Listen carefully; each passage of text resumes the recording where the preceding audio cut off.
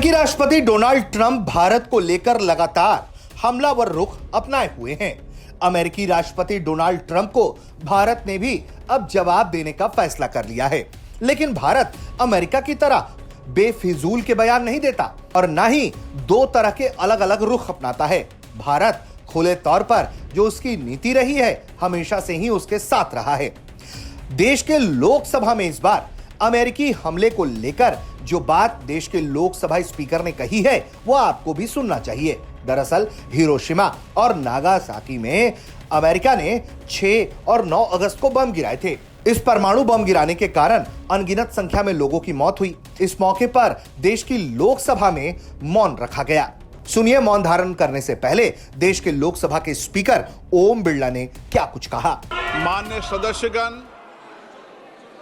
आज जापान के हिरोशिमा और नागासाकी पर परमाणु बम गिराए जाने से हुई त्रासदी के 80 वर्ष पूर्ण हो गए हैं।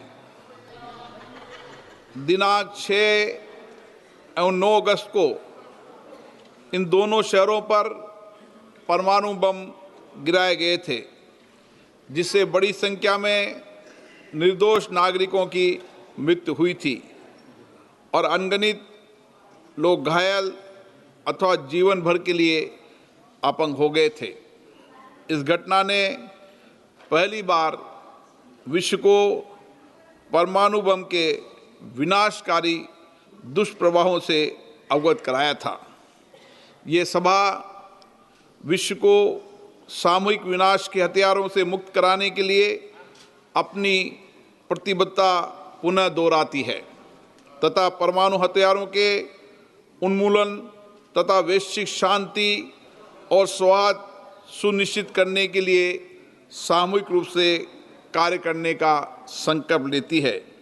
अब ये सभा जापान में परमाणु बम गिराए जाने से पीड़ित लोगों की स्मृति में मौन रहेगी।